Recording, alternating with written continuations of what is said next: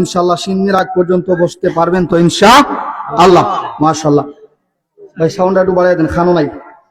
ইন্নাল হামদুলিল্লাহ আলহামদুলিল্লাহি নাহমাদুহু ওয়া নাস্তাঈনুহু ওয়া নাস্তাগফিরুহু ওয়া নু'মিনু বিহি ওয়া নাতাওয়াক্কালু আলাইহি ওয়া না'উযু বিল্লাহি মিন শুরুরি আনফুসিনা ওয়া মিন sayyi'ati a'malina من يهده الله فلا مضل له ومن يضلل فلا هادي له ونشهد أن لا إله إلا الله وحده لا شريك له وأشهد أن سيدنا ومولانا محمدا عبده ورسوله صلى الله عليه وسلم الذي أرسله بالحق بشيرا ونذيرا وداعيا إلى الله بإذنه وسراجا منيرا أما بعد فأعوذ بالله من الشيطان الرجيم بسم الله الرحمن الرحيم سبحان الذي أسرى بعبده ليلا من المسجد الحرام إلى المسجد الأقصى صدق الله العظيم وقال تعالى في شان حبيبه ومحبوبه مخبرا وآمرا إن الله وملائكته يصلون على النبي يا أيها الذين آمنوا صلوا عليه وسلموا تسليما محبت بي اللهم صل على سيدنا مولانا محمد وعلى آله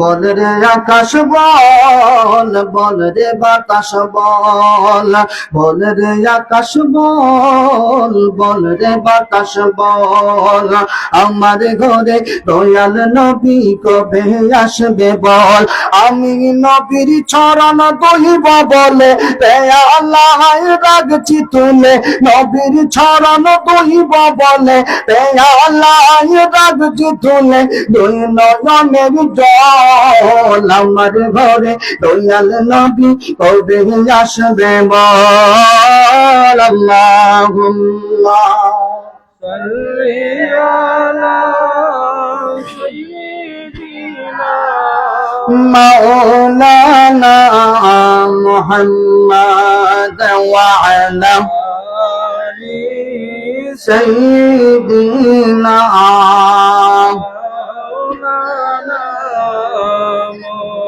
তোমার নাম শুনে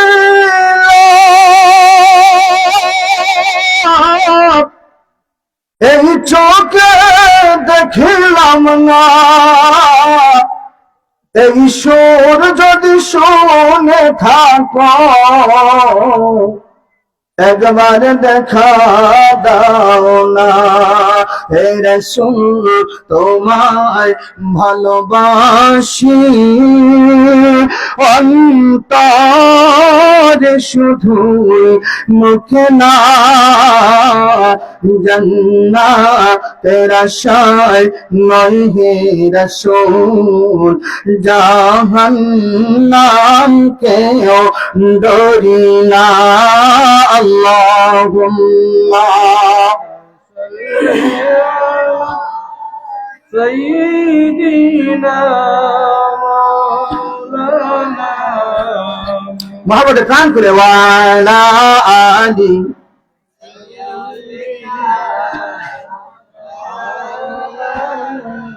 আল্লাহ ইলাহা ইল্লাল্লাহ জুড়ে লা ইলাহা মাশাআল্লাহ লা ইলাহা লা জুড়ে লা ইলাহা লা ইলাহা লা জুড়ে লা ইলাহা লা ইলাহা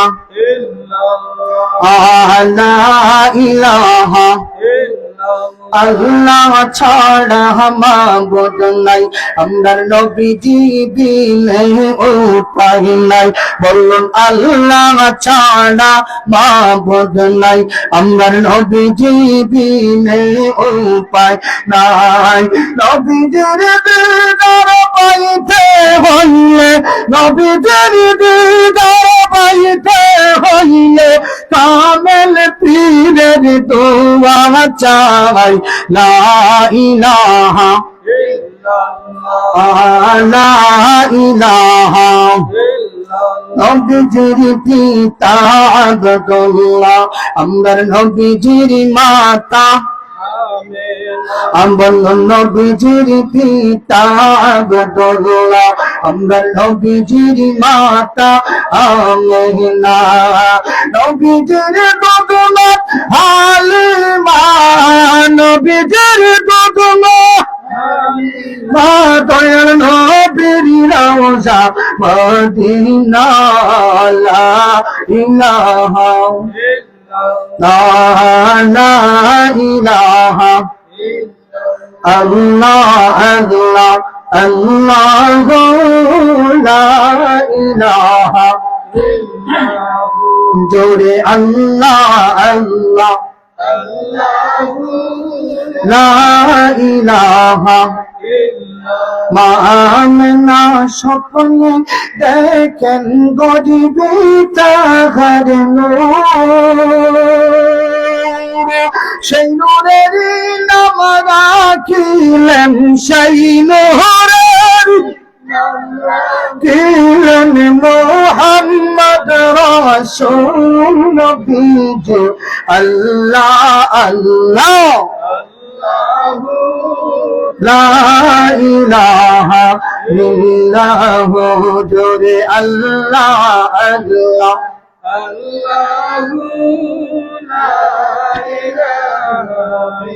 লা ইলাহা ইল্লাল্লাহ মুহাম্মাদুর রাসূলুল্লাহ সাল্লাল্লাহু আলাইহি ওয়াসাল্লাম। একটা জবান বন্ধ রাখবেন না, আওয়াজ দিয়া বলুন মারহাবা। আল্লাহ আল্লাহ আল্লাহ আল্লাহ আল্লাহ আল্লাহ আল্লাহ আল্লাহ আল্লাহ আল্লাহ আল্লাহ আল্লাহ আল্লাহ আল্লাহ আল্লাহ সালাতু সালাম গো আমরার দুরূদ সালাম গো আমরার কইও নবী মুস্তাফা। তোমরা যদি যাও রে মদিনা মারহাবা। আল্লাহ আল্লাহ আল্লাহ আল্লাহ আল্লাহ আওয়াজ নাই পারো নাই। আল্লাহ আল্লাহ আল্লাহ আল্লাহ আল্লাহ আল্লাহ আল্লাহ সালাতু সালাম গো আমরার দুরূদ সালাম গো আমরার কইও নবী মুস্তাফা। তোমরা যদি যাও রে মদিনা মারহাবা। আল্লাহ আল্লাহ আল্লাহ আল্লাহ আল্লাহ আল্লাহ আল্লাহ আল্লাহ আল্লাহ আল্লাহ মদিনা শরীফের মাঝে জান্নাতে রওজা নাচে মারহাবা। আল্লাহ আল্লাহ আল্লাহ আল্লাহ আল্লাহ সেই বাগানে আছেন শুইয়া, সেই বাগানে আছেন শুইয়া দিনের নবী মুস্তাফা। তোমরা যদি যাও রে মদিনা মারহাবা। আল্লাহ আল্লাহ আল্লাহ আল্লাহ আল্লাহ আল্লাহ আল্লাহ আল্লাহ আল্লাহ আল্লাহ আল্লাহ আল্লাহ আল্লাহ মদিনা শরীফের মাটি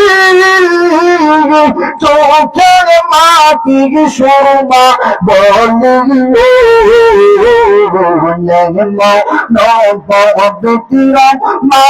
নবীরা মাটি মাটি দয়াল নবীর রাওয়াজাই তোমরা দৌদিন দৌড়ে মদিনা মারহাবা আল্লাহ আল্লাহ আল্লাহ আল্লাহ আল্লাহ আল্লাহ আল্লাহ আল্লাহ সালাত সালাম গো আমরার দরুদ সালাম গো আমরার কইও নবী মুস্তাফা তোমরা দৌড়ে দৌড়ে মদিনা মারহাবা আল্লাহ আল্লাহ আল্লাহ আল্লাহ আল্লাহ আল্লাহ আল্লাহ আল্লাহ আল্লাহ আল্লাহ লা ইলাহা ইল্লাল্লাহ মুহাম্মাদুর রাসূলুল্লাহ সাল্লাল্লাহু আলাইহি ওয়াসাল্লাম। আলহামদুলিল্লাহ, লতিফিয়া তরুণ সংঘ এর উদ্যোগে কালীপুর গ্রামের মধ্যে গাজার সালের সভা উপলক্ষে আজকাল বার্ষিক ওয়াজ ও দোয়া মাহফিলের মুহতারাম শ্রদ্ধাভাজন সভাপতি, আমার সামনে উপবিষ্ট পত্র এলাকার কোরআন প্রেমিক, সুন্নাহ প্রেমিক, আল্লাহ প্রেমিক, নবী প্রেমিক, ওলি প্রেমিক আমার মুসলমান ভাইরা, গভীর রাত্রি পর্যন্ত জাগ্রত পর্দার আড়ালে আমার পর্দায় অন্তনিশার সম্মানিত বলা সবলা মা ও বোনেরা, আমরা সর্বপ্রথম রব্বুল আলামিনের শাহিদ লাখ কোটি শুকর জ্ঞাপন করছি যে রব্বুল আলামিন গভীর রাত্রি পর্যন্ত আমাদের প্রত্যেককে দুনিয়ার সমগ্র খারাপ কাজ থেকে বিরত রেখে আল্লাহর পছন্দনীয় জায়গা জান্নাতের বাগানের মধ্যে আসার বসার রাসূলুল্লাহর দরবারে রিসালাতে আমাদেরকে সাক্ষ্য দেওয়ার সুযোগ দিয়েছেন। সেই মুনিবের দরবারে কালেমাতুশ শুকর আদায় করছি। সকলে মন প্রাণ উজাড় করে উচ্চ আওয়াজে করি, জোরে সোরে বলি আলহামদুলিল্লাহ। আরো জোরে বলি আলহামদুলিল্লাহ। কালীপুর লতিফিয়া তরুণ যুব সংঘ ইসলামী সুন্নি মহাসম্মেলনের উদ্যোগে এই আয়োজন করতে পেরে, আসতে পেরে, বসতে পেরে আমরা খুশি না বেজার? আপনারা আওয়াজে মনে আপনারা বেজার? বেদার না খুশি? বলে মোনাজাত করতাম না, সামান্য সময় আলোচনা চলতো ইনশাল্লাহ না? সিনি হাত দেয়নি, সামান্য সময় চলতো ইনশাল্লাহ। ইনশাআল্লাহ আমি ভূমিকা করবো না, সরাসরি আল্লাহর কোরআনুল কারীম থেকে একটা আয়াতে কারিমা আপনাদের সামনে উপস্থাপন করেছি।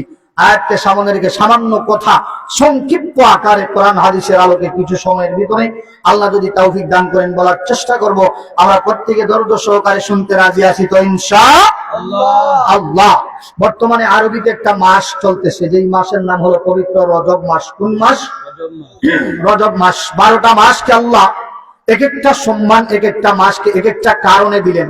রমজানুল মুবারককে আল্লাহ সম্মান দিলেন, কারণ হলো এই রমজান মাসে দুনিয়ার জমিনে কোরআন এসেছিল। দুই বলি মারহাবা। রমজান পরে পবিত্র রবিউল আউয়াল মাসকে আমার আল্লাহ সম্মান দিলেন বলে সেই রবিউল আউয়াল মাসের 570 খ্রিস্টাব্দে 12ই রবিউল আউয়াল তারিখের সোমবার দিনের প্রভাতে এই ধূলির দরাগণকে আগমন করে আলোকিত করে অন্ধকারকে মোচন করার জন্য, হককে প্রতিষ্ঠার লক্ষ্যে, বাতিলকে ধ্বংস করার জন্য আমার আল্লাহ রসুলকে এই পৃথিবীর জমিনে প্রেরণ করলেন। যার দরুন রবিউল আউয়ালকে আমার আল্লাহ সম্মানিত বানাইলেন। আওয়াজ দিয়া বলি মারহাবা। ধারাবাহিকতায় এই রজব মাস তো আমার আল্লাহ একটা সম্মান দিলেন, সম্মানিত বানাইলেন। কারণ কি? বলে এই রবিউল আউয়াল মাসে আল্লাহ সবচাইতে বড় উদাহরণ, সবচাইতে ঐতিহাসিক বড় ঘটনা, যেই রজব মাসে আল্লাহ রসুলকে দুনিয়ার জমিন থেকে সরাসরি আমার আল্লাহ সুবহানাহু ওয়া তাআলা সাক্ষাৎ দিয়েছিলেন। আওয়াজ দিয়ে বলি আল্লাহু আকবার। কোন মাসে? রজব মাসে। ঘুরে আওয়াজ দিয়ে বলুন কোন মাসে? রজব মাসে। কথা বলবেন সামান্য সময়, বেশি সময় কষ্ট দিব না। এই রজব মাসে রসুলের মেরাজ হয়েছিল। আমরা প্রত্যেকে মোটামুটি মেরাজের ঘটনা জানি কি জানি না? জানি। কিন্তু মেরাজটা কোন কারণে হয়েছিল, কি জন্য আল্লাহ রসুলকে আরশে আজিমে ডেকেছিলেন, তার আগের ঘটনা কি, তার আগের প্রেক্ষাপট কি, কোন কারণে রসুলকে আল্লাহ ডেকেছিলেন? কারণ রসুল দুনিয়াতে আসার সাথে সাথেই, দুনিয়ার আসার আগেই আল্লাহ নবী ছিলেন এতিম। কি এতিম? রসুল দুনিয়াতে আসলেন, আসার পরে রসুলের আম্মাজান দুনিয়ার জমিন থেকে বিদায়। এখন মা হারা বাবা হারা নবী, এতিম নবী দুনিয়ার জমিনে আগমন করতেছেন। নবীর কোনো অভিভাবক নাই। তিনি দুনিয়াতে আগমন করার পরে মা হালেমাতুস সাদিয়ার বুকের দুগ্ধ পান করে তিনি শিশুর থেকে কিশোর হলেন, কিশোর থেকে যুবক হলেন। এরপরে খাজা আব্দুল মুত্তালিব দাদার ঘরে তিনি লালিত পালিত হলেন। দাদায় যখন দুনিয়ার জমিন থেকে ইন্তেকাল করবেন, আগেই বলি রাসূলের মেরাজ হয়েছিল তিনটা কারণে, বড় গুরুত্বপূর্ণ তিন কারণ। এই তিন কারণে আল্লাহর রাসূলকে দুনিয়ার আসমান থেকে আল্লাহ রাব্বুল আলামিন 7 আসমান 7 জমিন পাড়ি দেওয়াইয়া আরশে মুআল্লা পাড়ি দেওয়াইয়া আল্লাহ সুবহানাহু ওয়া তাআলার আরশে আজিম, জান্নাত, আরশ, কুরসি, লৌহ কলম, জাহান্নাম সব কিছু অবলোকন করাইলেন। এর পিছনে কারণ হলো তিনটা। দুই বলেন কয়টা? তিনটা। রাসূলের দাদা যখন দুনিয়ার জমিন থেকে ইন্তেকাল করবেন, তিনি চিন্তা করলেন খাজা আব্দুল মুত্তালিবি, বলে আমার নাতি ইয়াতিম নবী এই দুনিয়ার জমিনে আমার কাছে লালিত পালিত হয়েছিল, আমি একমাত্র তার অভিভাবক, আমি দুনিয়ার জমিন থেকে বিদায় হয়ে যাব, কোথায় আমার নাতিরে রেখে যাই, কার কাছে আমার নাতির দায়িত্ব দিয়া যায়। তিনি মনে মনে চিন্তায় পড়ে গেলেন। তিনার সন্তান আবু তালেবকে ডাক দিয়া বললেন, বলে বাজান আবু তালেব, তোমার ভাতিজা মোহাম্মদকে আমি তোমার হাতে সুপুর্দ করলাম, তোমার ভাতিজা মোহাম্মদকে আমি তোমার হাতে রেখে গেলাম। আমার পরবর্তীতে তুমি তো কালেমা গ্রহণ করো নাই, আমার পরবর্তীতে আমার কাছে ওয়াদা দাও, অঙ্গীকারবদ্ধ হও, তুমি যদিও কালেমা পড়ো না, কিন্তু আমার মরণের পরে তুমি আমার নাতিকে দেখে শুনে রাখবা, আমার নাতির খেয়াল রাখবা, আমার কাছে ওয়াদা দাও। বলে বাজান আপনার কাছে ওয়াদা দিলাম। জুড়ে বলুন মারহাবা। এবার চাষার গৃহে আল্লাহ নবী লালিত পালিত হলেন, তিনি দেখভাল করলেন। এখন চাচা আবু তালিব যখন দুনিয়ার জমিন থেকে ইন্তেকাল করবেন, তিনি চিন্তার মধ্যে পড়ে গেলেন। বলে ভাতিজা মোহাম্মদের দায়িত্ব বাবাই দিয়ে গেছেন আমার কাছে, এখন আমি যে আমার ভাতিজা মোহাম্মদকে মৃত্যুর পরে কার হাতে রেখে যাই, আমি চিন্তার মধ্যে পড়ে গেলাম। আমি বড় চিন্তিত হয়ে গেলাম, আমার ভাতিজার দায়িত্ব কার কাছে দেই, মা নাই, বাবা নাই, মামা হারা, বাবা হারা এতিম সন্তানটাকে কার হাতে রেখে যাই, তিনি চিন্তার মধ্যে পড়ে গেলেন। এক পর্যায়ে তিনার সাকরাত এসে গেল। আল্লাহ নবী ওই আবু তালিবের সাকরাতের সময় এসে বললেন, চাচা গো, সমগ্র জীবন আমারে কত মায়া করেছেন, কত মহব্বত করেছেন, আজকে দুনিয়ার জমিন থেকে বিদায় হয়ে যাবেন, আপনি বিধর্ম পালন করলেন, আমার ধর্মের বিরুদ্ধে চললেন, কিন্তু আজকে আপনার মরণের সময় আমি মুহাম্মদে আপনি চাচার কাছে আমার আল্লাহর জান্নাতটা বিক্রি করার জন্য আমি আপনি চাচাকে দাওয়াত দিলাম। আওয়াজ দিয়া বলুন আল্লাহু আকবার। জান্নাত কেনার ক্ষমতা দুনিয়ার কারো আসেনি। বলে সমগ্র দুনিয়ার যত ধন সম্পদ, টাকা পয়সা সব কিছু মিলাইয়া আল্লাহর জান্নাতের একটা ইটের দাম হইতো।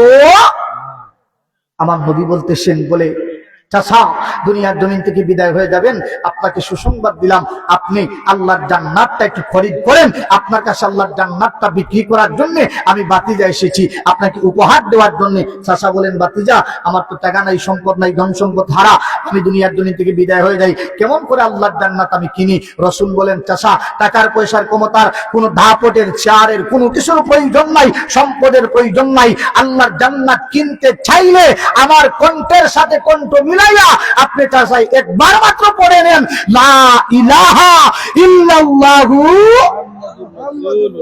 বলুন সুবহানাল্লাহ।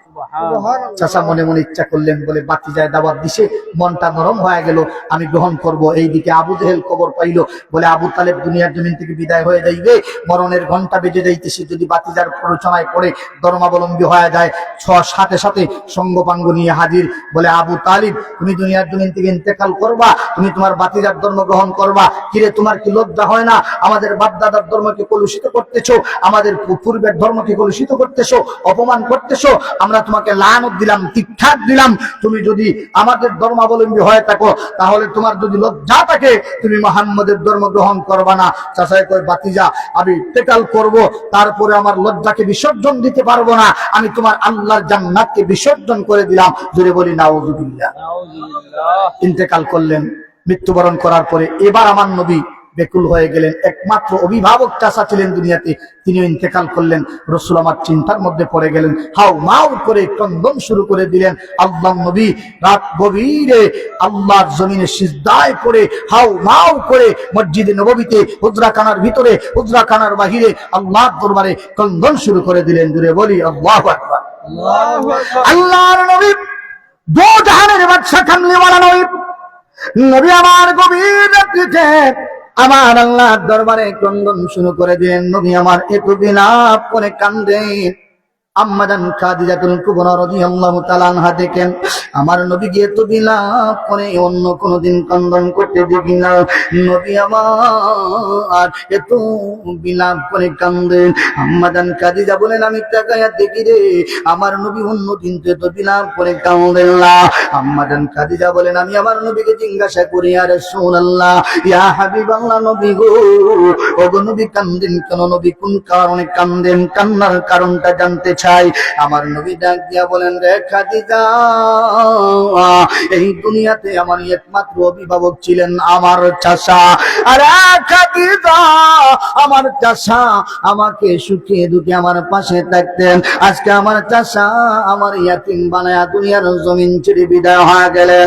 খাদিজা রে আমার চাচার সুখ আমি মুহাম্মদ শুইতে পারি না, আমার বড় কষ্ট লাগে গো। এখন যদি মক্কার মানুষেরা আমারে আঘাত করে, মক্কার মানুষেরা আমারে প্রহার করে, মক্কার শিয়াল কুকুরে যদি আমারে চিড়ে চিড়ে খায় ফেলে, আমার অভিভাবক বলতে কেউ রইল না। আরে খাদিজা আমার বড় চিন্তা হয় কিভাবে থাকবো গো। আম্মাজান খাদিজা বলেন ইয়া রাসূলুল্লাহ ইয়া হাবিবাল্লাহ নবী গো এই দুঃখের সময়ে আমি খাদিজা এসেছি আপনি রাসূলকে আরেকটা দুঃখের খবর দেওয়ার জন্য। ইয়া রাসূলুল্লাহ এত বেদনার খবরের মধ্যে গো আমি খাদিজা এসেছি আপনি রাসূলকে আরেকটা বেদনার খবর দেওয়ার জন্য। নবী আমার ডাক দিয়া বলেন রে খাদিজা আমার দুঃখের সময়ে তুমি এসেছো আমাকে একটা দুঃখের খবর দেওয়ার জন্য। খাদিজা রা ও খাদিজা জানতে চাই কি এমন দুঃখের খবর? বলে ইয়া রাসূলুল্লাহ আমি খাদিজার মনে হয় গো আপনার চাচা বিদায় হয়ে গেছেন। আমি খাদিজা ও আপনি নবীর ছাড়িয়া, আপনি নবীর মহব্বত ছাড়িয়া এই দুনিয়ার জমিন থেকে কিছুদিনের মধ্যেই আমি খাদিজা বিদায় হয়ে যাব। জোরে বলি আল্লাহু আকবার। আল্লাহর নবী বেকুল হয়ে গেলেন খাদিজা কেমন খবর শোনাও রে? চাচা দুনিয়ার জমিন থেকে বিদায় হয়ে গেছে, আমি নবী সুখ সহ্য করতে পারি না। আরে খাদিজা তুমিও দুনিয়ার জমিন থেকে বিদায় হয়ে যাবে, এটা আমি কেমন করে মানবো? এটা আমি কেমন করে সহ্য করবো গো? এক পর্যায়ে এক সপ্তাহ যাইতে না যাইতে আম্মাজান খাদিজাতুল কুবরা দুনিয়ার জমিন থেকে বিদায় হয়ে গেলেন। এবার নবী আমার চিন্তার মধ্যে পড়ে গেলেন কার কাছে নবী যাইবেন। যাই খাদিজা তিনার জীবন যৌবন ধন সম্পদ টাকা পয়সা সমস্ত কিছু আমার নবীর কুদর চরণের মধ্যে কুরবান দিয়েছিলেন। ওই খাদিজা যিনি নিজের জীবনের চাইতে আমার নবীকে বেশি মহব্বত করতেন, ওই নবীও দুনিয়ার জন্য, ওই খাদিজাও দুনিয়ার জমিন থেকে বিদায় হয়ে গেল। আমার নবী চিন্তার মধ্যে পড়ে গেলেন আর তো মক্কার জমিনে থাকার জায়গা না, আমি তো মক্কাতে আর থাকতে পারবো না, আমার কোনো আপন জন মক্কাতে রইল না। নবী আমার চিন্তা করলেন আমি আর মক্কা শরীফে থাকবো না, মক্কায় আমার মহব্বত করার জন্য কেউ রইল না। তিনার পালক পুত্র যায়েদ ইবনে হারেসাকে লইয়া ওই মক্কা থেকে 59 কিলোমিটার দূরে সুদূর তায়েফের জমিনের দিকে, যেখানে আমার নবী হালিমাতুস সাদিয়ার গৃহে তিনার বুকের দুগ্ধ পান করে শিশু থেকে বড় হয়েছিলেন, ওই দিকে রাসূল রওনা দিলেন। যাইতে যাইতে মা হালিমাতুস সাদিয়ার দেশে আমার নবী যায়, ওই জায়গার মধ্যে যাই আমার নবী মানুষদেরকে দাওয়াত দেয়। এর তায়েফের যুবকেরা ও আমার তায়েফের মুরব্বী বাজানেরা, আমি মুহাম্মদ তোমাদের আপনজন আর তোমরা হইলা আমার আপনজন। এই মক্কার জমিনে আমার কোনো আপনজন রইল না। আর তায়েফের যুবকেরা আর তায়েফের মুরব্বী বাবারা, আমি তোমাদের কাছে আল্লাহ রব্বুল আলামিনের কালেমার দাওয়াত দিতে এসেছি।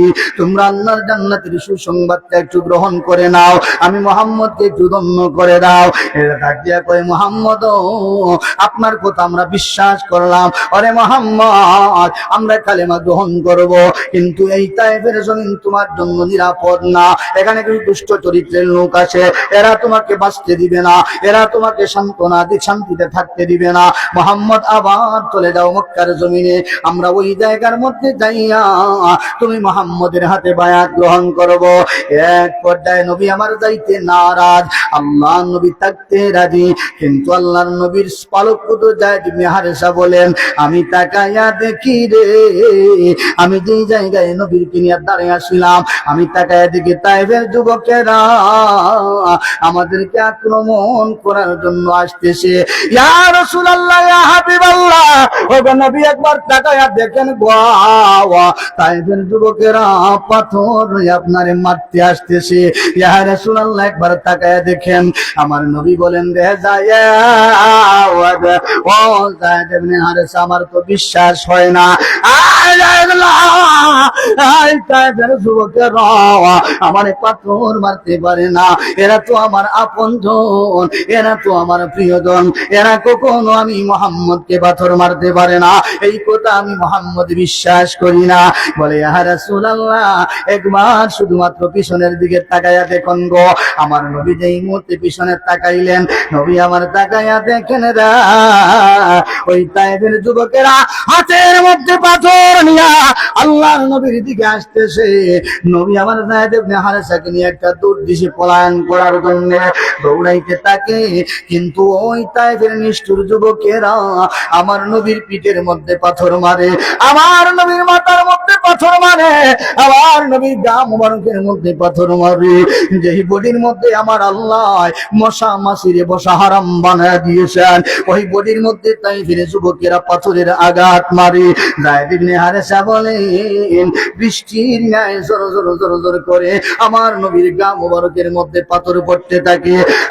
তায়েফের যুবকেরা, কোন নবীর গায়ে পাথর মারো, নবী চিনো না, এই নবী কেমন নবী গো, কোন নবীর গায়ে পাথর মারো?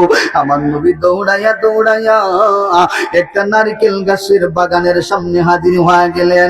আর ডাক দিয়া বলেন, রে মালিক, কে কোথায় আসবো, আমার একটু আশ্রয় দাও, তায়েফের যুবকের পাথরের অত্যাচার থেকে আমার একটু রক্ষা করো।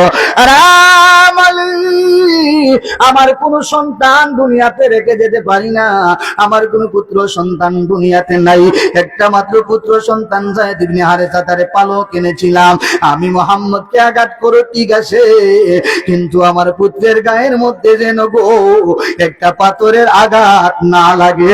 জোরে বলি সুবহানাল্লাহ, আর জোরে বলি আল্লাহু আকবার। আল্লাহর নবীর বারক পুত্র যায়েদ ইবনে হারেসা বলেন, আমি তাকায়া দেখি আল্লাহর নবীর মাথা থেকে লাগায়া নবীর পা মোবারক পর্যন্ত একটা পশম বাকি নাই, যেই পশমের মধ্যে তায়েফের যুবকেরা পাথর মারে না। যায়েদ ইবনে হারেসা বলেন, আমি তাকায়া দেখি রে, নবীর প্রত্যেকটা পশমের মধ্যে তায়েফের যুবকেরা পাথর মেরেছে, আর জোর জোর জোর জোর করে জমিনের মধ্যে পাণ্ডত্ব করতেছে। আমি যায়েদ ইবনে হারেসা আল্লাহর নবীকে মাটি থেকে উপর করায়া দেই, কিন্তু নবী আমার দাঁড়াইতে পারে না, নবী আমার মাটির মধ্যে শহীদ হয়ে যায়। আমি আবার আমার নবীর মাটি থেকে উঠাইতে থাকি, কিন্তু আমার নবী দাঁড়াইতে পারে না, নবী আমার আবার মাটির মধ্যে পড়ে যায়। যায়েদ ইবনে হারেসা বলেন, একবার নয় দুইবার না, তিনবার আমার নবীরে আমি মাটি থেকে উঠাইয়া দেই, আর তিনবার আমার নবী মাটির মধ্যে পড়ে যায়। জোরে বলি আল্লাহু আকবার। আল্লাহ রাব্বুল আলামিন ডাক দিয়া বলেন,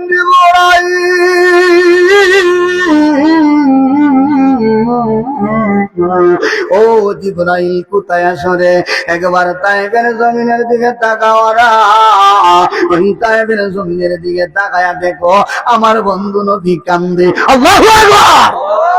আর জিবরাইল তায়েফের জমিনের দিকে তাকায়া দেখোরা, ওই তায়েফের জমিনে আমার নবীর রক্ত ধরে জিবরিল আমিন আমার নবীর সামনে হাজির। ইয়া রাসূলুল্লাহ, ইয়া হাবিবাল্লাহ, নবী গো, ওগো পয়গম্বর বলেন গো, তায়েফের যুবকেরা যে পাথর মেরেছে, নবী আপনার গা মুবারক থেকে রক্ত ঝরঝর করে পড়তেছে। ইয়া রাসূলুল্লাহ, জানতে চাই ওই তায়েফের যুবকদের পাথরের আঘাতে কি কষ্ট পেয়েছেন? ইয়া রাসূলুল্লাহ, নবী গো, ওগো পয়গম্বর জানতে চাই তায়েফের যুবকেরা আপনারে আক্রমণ করেছে, নবী আমার কেমন কষ্ট পেয়েছেন গো জানতে চাই। আমার নবী বলেন জিবরাইল, এখন শুধুমাত্র এসেছো, এতক্ষণ কি আমার উপর পাথরের আঘাত হয়েছে তুমি কি দেখো না? আরে জিবরাইল, এতক্ষণ যে আমারে আক্রমণ করা হলো তোমার কি চোখে পড়ে না? বলে ইয়া রাসূলুল্লাহ, ইয়া হাবিবাল্লাহ, দয়ার নবী গো, আমি সব কিছু দেখেছি গো নবী।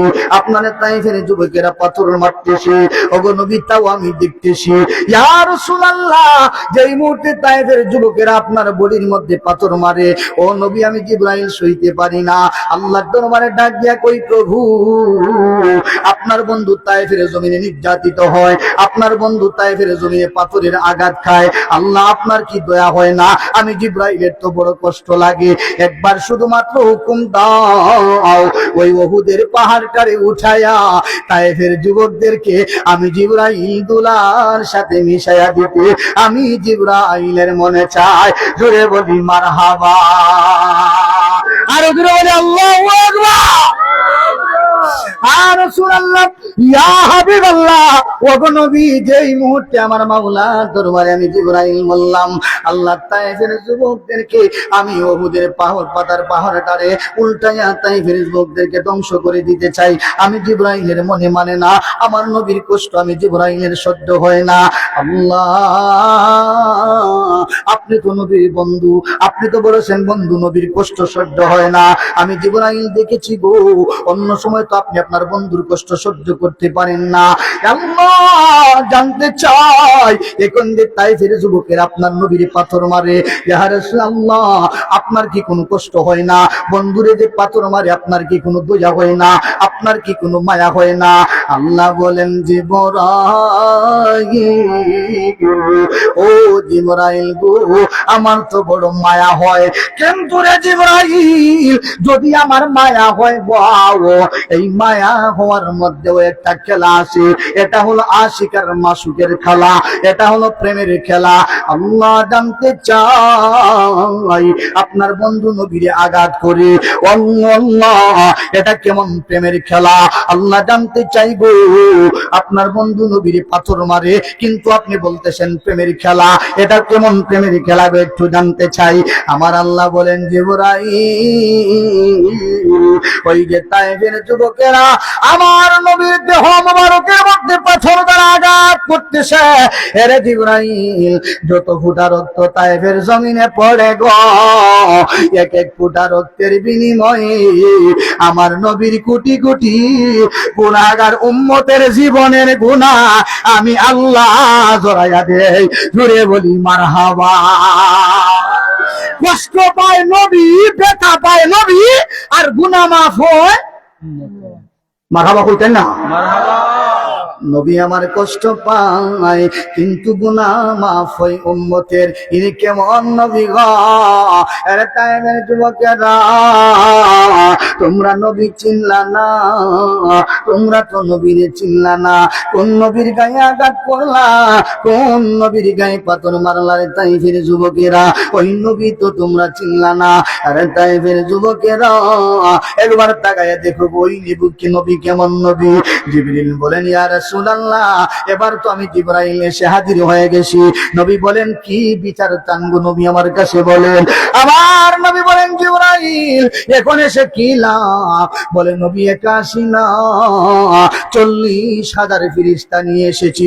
ধরে বলি মারহাবা। নবী গো, ওই পাহাড়ের পাদদেশে সামন দিকে 20,000 রেখে এসেছি, পিছন দিকে 20,000 রেখেছি। ইয়া রাসূলুল্লাহ 40,000 ফেরেশতা নিয়ে হাজির হয়েছি। ওগো নবী, একবার শুধুমাত্র অর্ডার দেন, একবার শুধুমাত্র পারমিশন দেন, ওই 40,000 ফেরেশতা দিয়া দুই দিকের জমিনে উঠায়া যারা আপনি নবীকে পাথর মেরেছিল নবী, এদেরকে আমি জিবরাইলে মাটির সাথে মিশাইয়া দিতে একটা সেকেন্ড সময় লাগবে না। জোরে বলুন মারহাবা। আমার নবী বলেন জিবরাইল ইব্রাহিম ও জিবরাইল না রে না, ওরা যে আমার পাথর মেরেছে ওরা তো বুঝে না, ওরা তো অবুঝ। আর জিবরাইল না, না রে না, এরা না বুঝে আমি মুহাম্মদের গায়ে পাথর মেরেছি। জিবরাইল তাইফের রক্তের বদলা আমি নবী চাই না, তাইফের বদৌলতে আমি বিনিময়ে আমি প্রতিশোধ চাই না, তাইফের বদলা আমি রাসূল চাই না। ইয়া রাসূলুল্লাহ, ইয়া হাবিবাল্লাহ, নবী এত আঘাত খাইলেন, এত নির্যাতন সহ্য করলেন, কিন্তু এখন প্রতিশোধ নেওয়ার পালা। আপনাকে প্রতিশোধ নেওয়ার জন্য সাহায্য করব আমি জিবরাইল, আপনাকে সাহায্য করবেন আপনার আল্লাহ। আল্লাহ নবী তারপরে বলতেছে আপনি প্রতিশোধ চান না, কারণ কি? বলে জিবরাইল আমি প্রতিশোধ চাই না, এরারে যদি আঘাত করি, এদেরকে যদি প্রতিশোধ নেই, আমার দিনের ডান্ডা খাড়া উড়াইবে। আরে জিবরাইল না, আমার মনে মানে না, এরারে যদি পাথর মারা হয়, এরারে যদি নিঃশেষ করে দেওয়া হয়, আমার দিনের ডান্ডা পৃথিবীতে কারা বুলন্দিত করবে। আরে জিবরাইল না না, তবে গো আমি নবী, তুমি জিবরাইলের কাছে একটা আদেশ করি, আমার আল্লাহরে বলবা ওই তায়েফের যুবকগুলারে যেন আমার আল্লাহ হেদায়েত দেন। জোরে বলুন মারহাবা। আমরার মতন অপরাধী মিজানের পাল্লায় উঠাই যদি, ক্ষমা পাওয়ার কোনো সুযোগ নাই। জোরে বলুন ঠিক কিনা? আমরার মতন অপরাধী, বলুন না, আমরার মতন অপরাধী মিজানের পাল্লায় উঠাই যদি, ক্ষমা পাওয়ার কোনো আশা নাই। নবী তোমার নিজ গুণে ক্ষমা করো এই গোলামদের, ক্ষমা যেন পাহি হাসরে। আল্লাহর নবী আপনার দরবারে আসামি নবী হাজির হয়েছি। আল্লাহর নবী আপনার দরবারে এই গোলাম নবী হাজির হয়েছি। জোরে বলি মারহাবা।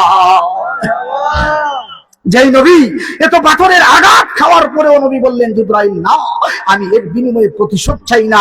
আমার নবীর হাতের মধ্যে আল্লাহ এত পাওয়ার দিয়েছেন, এত ক্ষমতা দিয়েছেন, সুক্তাল কামারু বিইশারাতি, নবীর শাহাদাত আঙ্গুলের ইশারায় আল্লাহর আসমানের চন্দ্রকে আল্লাহ দ্বিখণ্ডিত করে দেন। বলেন তো ওই নবী যদি ইচ্ছা করেন প্রতিশোধ নেওয়ার ক্ষমতা আমার নবীর আসে না? নাই। কিন্তু নবী আমার প্রতিশোধ নিতে চায় না। আরে তাইফের যুবকেরা কোন নবীর গায়ে পাথর মারো? ইনি বলেন রহমতের নবী, ইনি বলেন দুনিয়ার বাদশা, যেই নবী 63 বছর জিন্দেগি উম্মতি উম্মতি বলে ক্রন্দন করে দুনিয়ার জমিন থেকে কাটায়া গেলেন। এখনো মদিনার রওজায় আমার নবী উম্মতি উম্মতি বলে কান্দে। শুধুমাত্র তাই না, আসরের মহামিলন মেলায় আমাদের উম্মতের নাজাতের জন্য আমার আল্লাহর দরবারে আমার নবী সিজদায় পড়ে কাঁদবে। জোরে বলি মারহাবা। ওই সময় রসুল 3টা কষ্ট পেলেন। রসুলের চাষা বিদায় নবী কষ্ট পেলেন, রসুলের সহধর্মিনী আম্মাদান খাদিজাতুল কুবরা বিদায় নবী বড় কষ্ট পেলেন। তায়েফের যুবকেরা পাথর মারলো, আমার নবী ব্যথায় ব্যথিত হইয়া এত গভীর ভাবে মক্কার জমিনে খন্দন শুরু করে দিলেন। আল্লাহ বলেন জিবরাইল আমার বন্ধু নবী কান্দে। এরে জিবরাইল আমার বন্ধু নবীর ক্রন্দন আমি আল্লাহ সহ্য হয় না। ও জিবরাইল আমার বন্ধু নবীর কান্দন আমি আল্লাহ সইতে পারি না। জিবরিল বলেন আল্লাহ আপনার বন্ধু নবীর একটু সান্ত্বনা দিয়ে আসি। আল্লাহ বলেন জিবরাইল না, আমার বন্ধু নবীর সান্ত্বনা দেওয়ার ক্ষমতা তুমি জিবরাইলে আসেনি। আদম নবীকে আমার আল্লাহ সোমবার খুশি খবর দিলেন, আদম পয়গম্বরকে আমার আল্লাহ সান্ত্বনা দিলেন ফেরেশতা দ্বারা। ইব্রাহিম খলিলুল্লাহকে অগ্নিকুণ্ড থেকে বাঁচাই আল্লাহ সান্ত্বনা দিলেন ফেরেশতা দ্বারা। ইউনূস পয়গম্বরকে মাছের পেট থেকে বাঁচাইলেন, সান্ত্বনা দিলেন ফেরেশতা দ্বারা। এই আইয়ুব নবীকে কিরা রোগ থেকে মুক্তি দিয়া সান্ত্বনা দিলেন ফেরেশতা দ্বারা। কিন্তু এই নবী কেমন নবী? এই নবী আদম নবীর মতো নয়, এই নবী ঈসা নবীর মতো নয়, এই নবী মূসা নবীর মতো নয়, এই নবী ইব্রাহিম পয়গম্বরের মতো নয়, এই নবী শীষ নবীর মতো নয়, এই নবী দাউদ নবীর মতো নয়। আর জিবরাইল না, আমার বন্ধু নবীর ক্ষমতা, আমার নবীর সান্ত্বনা দেওয়ার ভাষা এই পৃথিবীর কোনো ফেরেশতার নাই এবং কোনো মানুষেরও নাই। আমি আমার বন্ধু নবীর সান্ত্বনা দেওয়ার ভাষা পর্যন্ত সৃষ্টি করি না। ইব্রাহিম রে, আমার বন্ধু নবীরে আমি আল্লাহ ছাড়া এই পৃথিবীর কেউ আজকে সান্ত্বনা দিতে পারবে না। জোরে বলি মারহাবা। জিবরিল বলেন, আল্লাহ একবার অর্ডার দেন, কোন ভাষায় আপনার বন্ধু নবীরে আমি জিবরাইল সান্ত্বনা দেই? বলে, জিবরাইল না, কোন ভাষায় আমার বন্ধু নবীরে সান্ত্বনা দেওয়া যাবে না। ও জিবরাইল যাও যাও, আমার বন্ধু নবীরে কোন কোন কিতাবের মধ্যে লেখেন হাতিমে কাবা, আবার কেউ কেউ বলেন উম্মে হানির গড়ির মধ্যে আমার নবী শুয়ে আছে। আরে জিবরাইল যাও, আমার বন্ধু নবীরে ওই উম্মে হানির গড় থেকে আমি আল্লাহর আরশে আজিমে আনো, আর ওই আরশে আজিমে সরাসরি বসিয়া আমার বন্ধু নবীরে আমি আল্লাহ সান্ত্বনা দিতে চাই। জোরে বলুন মারহাবা। নূর নবী যাই মেরাজে নিলেন আল্লাহ তাআলা, দয়াল নবী যাই মেরাজে নিলেন আল্লাহ তাআলা, নূর নবী যাই মেরাজে নিলেন আল্লাহ তাআলা। সেই খুশিতে পড়ো সবাই দরুদ সাল্লিয়ালা, সেই খুশিতে পড়ো সবাই, বলো না, নূর নবী যাই মেরাজে নিলেন আল্লাহ তাআলা, দয়াল নবী যাই দিদারে নিলেন আল্লাহ তাআলা, দয়াল নবী যাই মেরাজে নিলেন আল্লাহ তাআলা। সেই খুশিতে পড়ি সবাই দরুদ সাল্লিয়ালা, সেই খুশিতে পড়ি সবাই দরুদ সাল্লিয়ালা। জিবরাইল হুকুম পায়া মক্কায় আসেন দাওয়াত লয়া, জিবরাইল হুকুম পায়া,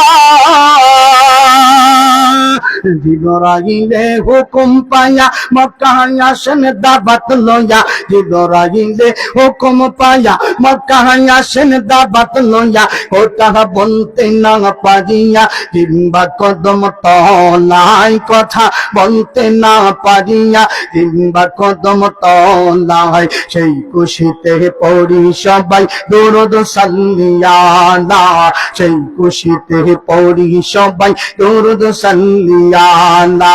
নূর নবী যাই মেরাজে নিলেন আল্লাহ তাআলা, দয়াল নবী যাই মেরাজে নিলেন আল্লাহ তাআলা।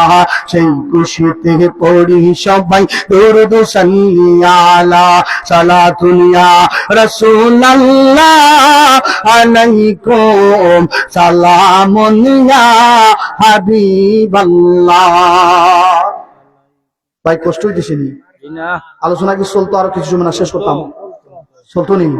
আপনারা সিন্নির ব্যবস্থা করেন, মাত্র 10 মিনিট, আমি 10 মিনিট শেষ করবো। এবার আমার নবীর যখন দুনিয়ার জমিন থেকে জিবরিল আমিন এসে বললেন, ইয়া রাসূলুল্লাহ, ইয়া হাবিবাল্লাহ, নবী গো, আপনাকে আল্লাহ বেরাদে ডেকেছেন।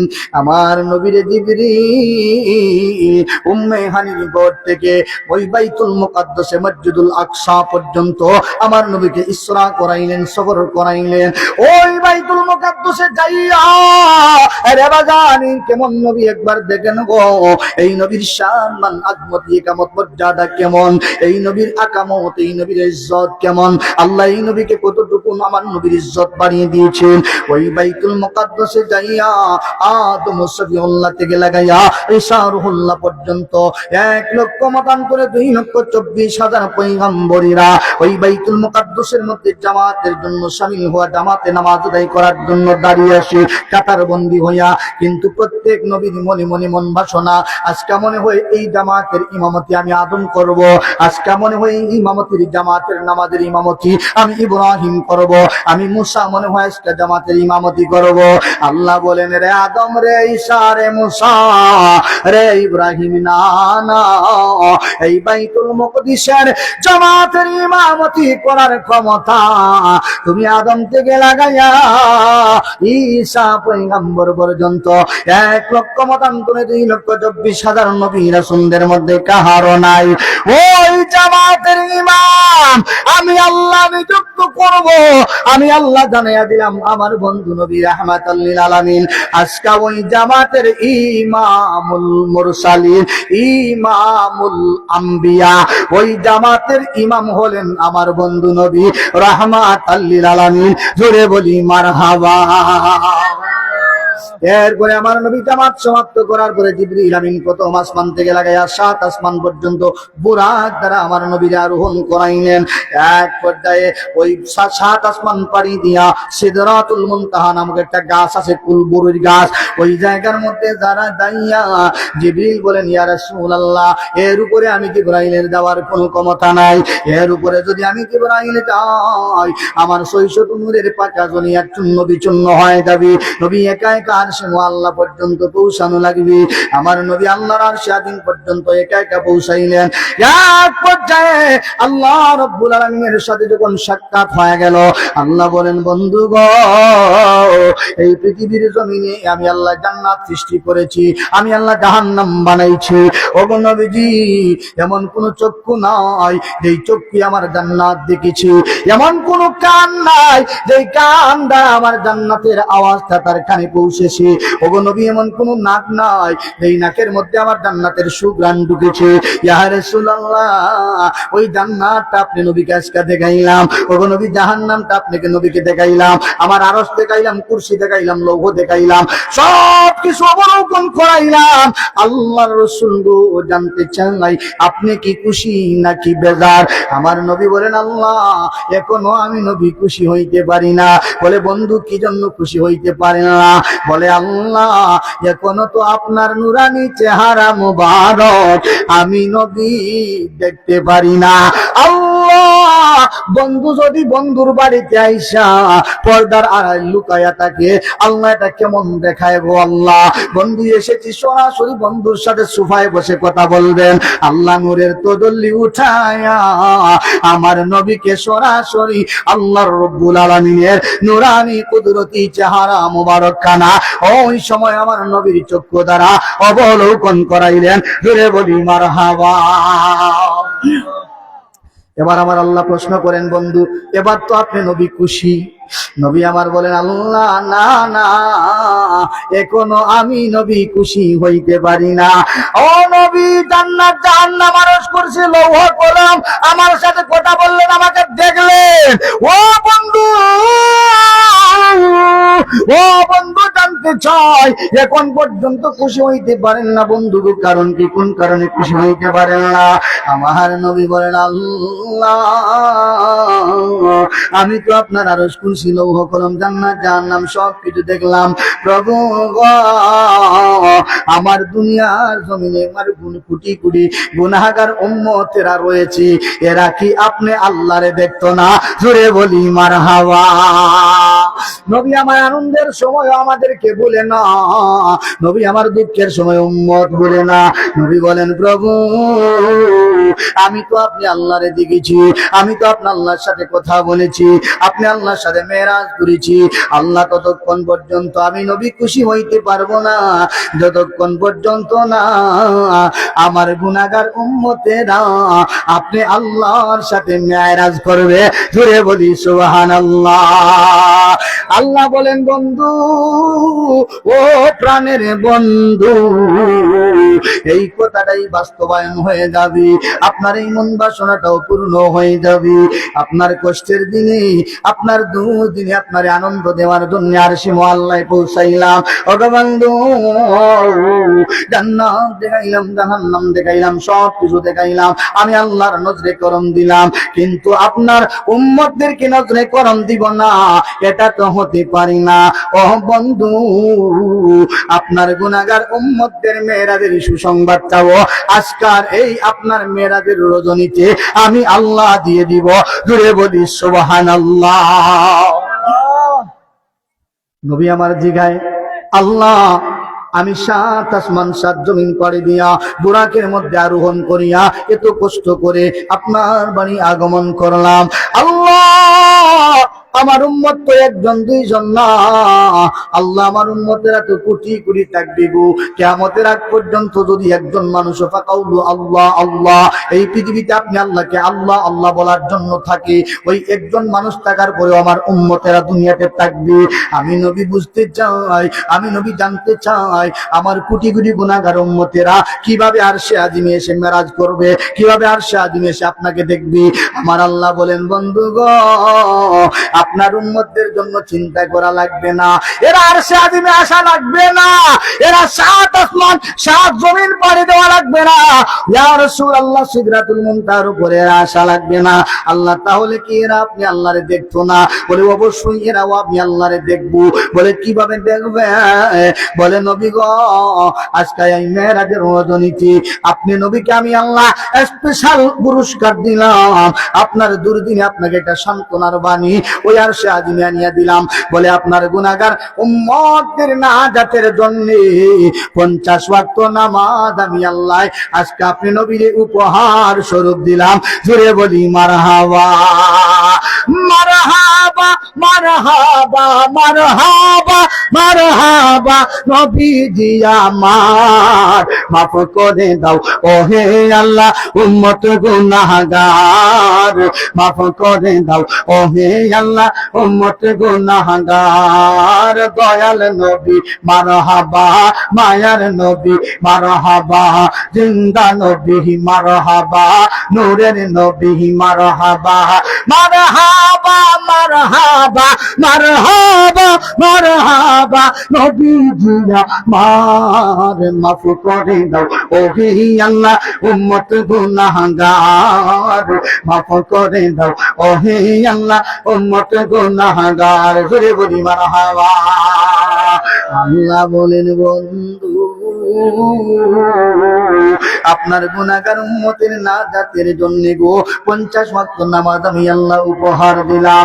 ইয়া রাসূলুল্লাহ মায়ার নবী গো আপনি 7 আসমান 7 জমিন পাড়ি দিয়া আমি আল্লাহর আরশে আজিমে আসিয়া আমার সাথে সাক্ষাৎ করলেন গো বন্ধু। বন্ধু আপনার গুনাহগার উম্মতেরা এত কষ্ট সাধন করা লাগবে না, আমি 50 ওয়াক্ত নামাজ উপহার দিলাম। যেই মুহূর্তে গো আপনার উম্মতেরা আমার জমিনের মধ্যে আমার কুদরতের কদমে সিজদা দেওয়ার জন্য শামিল হয়ে যাবে, আপনার উম্মত যেই মুহূর্তে তার কপালটা আমি আল্লাহর জমিনের মধ্যে লাগাইতে যাইবি, ও বন্ধু ওই জমিন আর কপালের মধ্যেখানে যেই ফাঁকা জায়গাটুকুন থাকবে নবী গো ওই ফাঁকা জায়গাটুকুন তিনি মধ্যে আপনার উম্মতকে মেরাজ করানোর জন্য আমি আল্লাহ প্রত্যেকবার হাজির হয়ে যাব। জোরে বলি সুবহানাল্লাহ, আরো জোরে বলি আল্লাহু আকবার। নবীর মেরাজ 7 আসমান 7 জমিন পাড়ি দিয়া আরশে আজিমে, কিন্তু উম্মতদের এত কষ্ট করার প্রয়োজন নাই। আল্লাহ বলেন উম্মতের আরশে আজিমে আসা লাগবে না, এরা জমিনে আমার সিজদা করার জন্য লুটাইয়া পড়বে। ওই জমিন আর কোদালের মাঝখানে যেই ফাঁকা জায়গা থাকবে ওই ফাঁকা জায়গায় প্রত্যেকবার প্রত্যেক সিজদায় আপনার উম্মতের মেরাজ ঘটানোর জন্য আমি আল্লাহ হাজির হয়ে যাব। আর ওদিনে বলি আল্লাহু আকবার। তাহলে নামাজ আদায় করার দরকার আছে না নাই? এই মেরাজ থেকে আমাদের শিক্ষা, মেরাজ কি জন্য হয়েছিল, মেরাজে নবী কি পুরস্কার পেলেন? বলেন মেরাজ হয়েছিল আল্লাহর রাসূলকে সান্ত্বনা দেওয়ার জন্য। আর সান্ত্বনা হলো নবীর সান্ত্বনা নয়, নবী হলেন ওই সান্ত্বনায় শান্তি, নবীর উম্মতের আর যেই সান্ত্বনায় নাজাতের উসিলা পায়। জুড়ে বলি সুবহানাল্লাহ।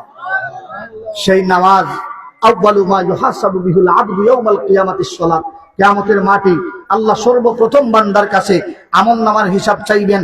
সর্বপ্রথম বলবেন, বান্দা প্রত্যেক ওয়াক্তের নামাজ কোন সময় কোন জায়গায় ব্যয় করেছো, নামাজের ওয়াক্ত কোন জায়গায় কোন সময় অতিবাহিত করেছো, আজকে কিয়ামতের মাঠে আমি আল্লাহর সামনে হিসাব দাও। আরে যুবক ভাই বলেন, জীবনে কত নামাজ পড়ছি, তার কোন নামাজ ছাড়ছি, তার কোনো হিসাব আসেনি। কত জায়গায় কত নামাজ আমরা কাজা করেছি, কত জায়গায় কত নামাজ ছাড়ছি, 27 বছর বয়স, 30 বছর বয়স, 50 বছরের মুরব্বী শাসা কত নামাজ জীবনে ছেড়েছি, কিন্তু বাদান কিয়ামতের মাঠে এক এক ওয়াক্ত নামাজের হিসাব আল্লাহর দরবারে পুনরুপুন ভাবে আমাদেরকে উপস্থাপন করা লাগবে।